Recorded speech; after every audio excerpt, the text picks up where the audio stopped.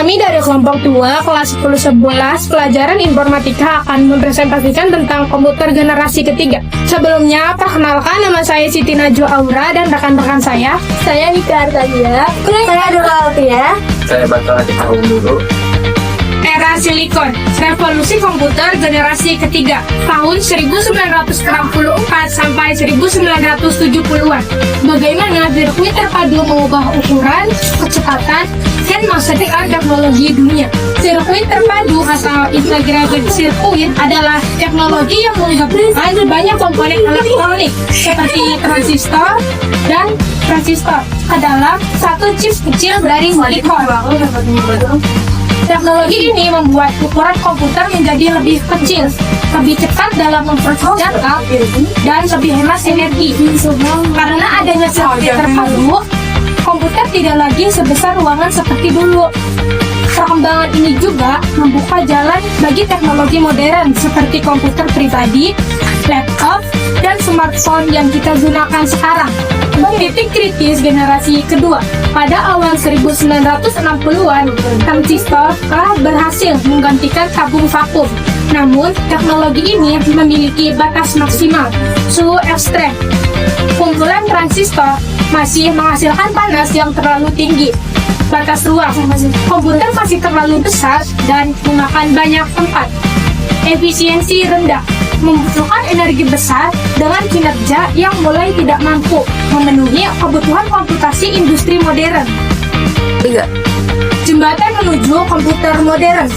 Kesimpulan, komputer generasi ketiga membuktikan bahwa sirkuit terpadu adalah masa depan umat manusia.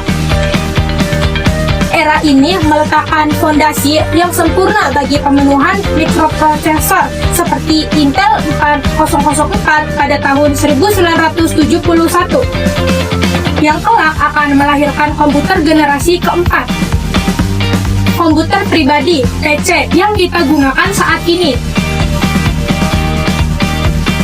Dari mesin seukuran ruangan menyusut ke meja kerja hingga akhirnya masuk ke dalam saku kita.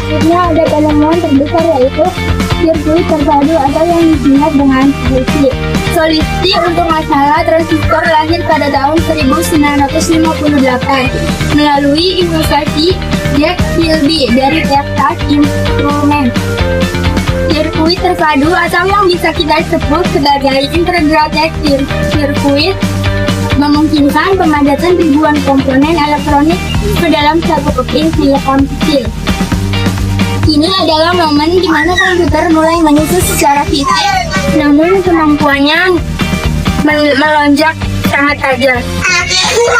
Berikutnya ada anatomi chip yang terbagi menjadi dua, yaitu SLT versus MST, yang dimana SLT merupakan singkatan dari Solid Logic Technological.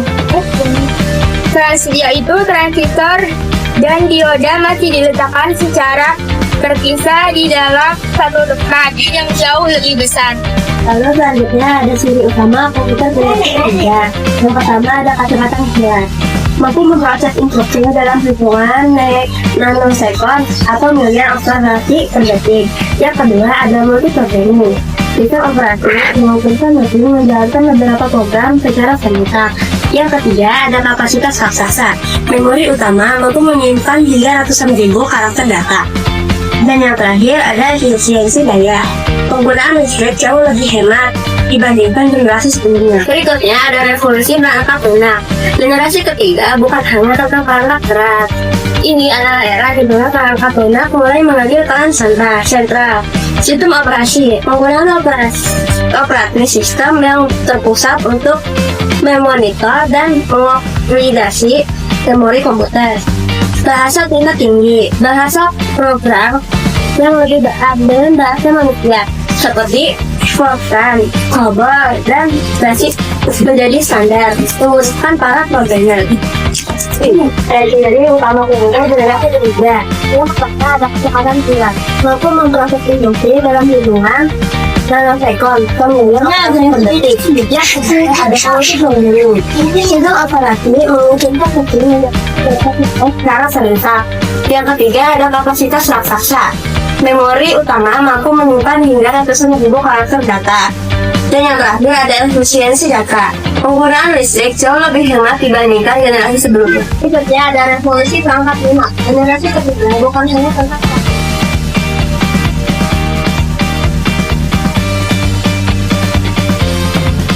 penggunaan operating sistem yang terpusat untuk memonitor dan mengoordinasi memori.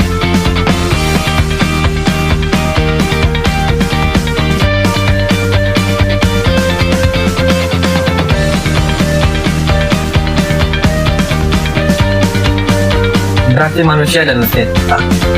Komunikasi dengan komputer menjadi jauh lebih interaktif. Era ini menjadi saksi pengembangan alat input output revolusioner yang disebut dengan terminal display visual. Dalam pertama kalinya, komputer dapat menampilkan gambar dan grafik langsung di layar monitor serta memiliki kemampuan melakukan komunikasi data antar komputer di jaringan terhadap. Kita harus kelebihan dan kekurangan komputer generasi ketiga. Pada kelebihan yang pertama, komputer generasi ketiga memiliki performa yang maksimal karena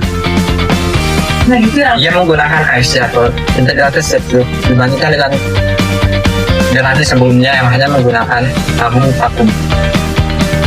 Lalu keunggulan yang kedua yaitu lebih praktis.